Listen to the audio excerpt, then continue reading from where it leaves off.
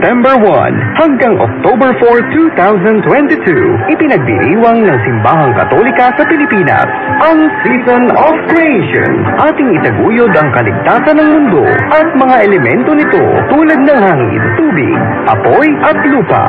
Ating kalikasan dapat pangalagaan. Makabubuti ito sa ating kapaligiran. Biyaya ito ng Panginoong Diyos para sa sangkatauhan ayon sa paalala ni Pope Francis sa kanyang encyclical na Laudato Si Signore. Ang lahat ay may kaugnayan sa isa't isa sapagkat ang nagaganap sa kapaligiran ay nakaapekto sa lahat ng nilalang.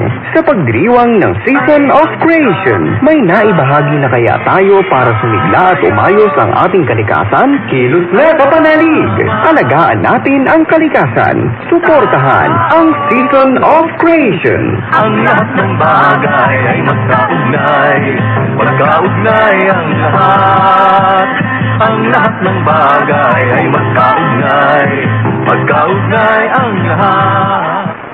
Hatid ng Veritas 846, ang radyo ng simbahan, ang tinapay ng buhay. Pagnilayan natin.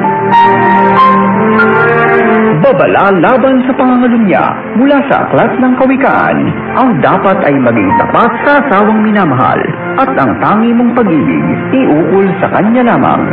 Ang tinapay ng buhay, inhatid ng Veritas 846, ang radyo ng simbahan.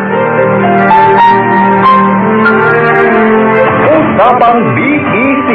BEC ay pagyamanin sa himpapawid ating talakayin.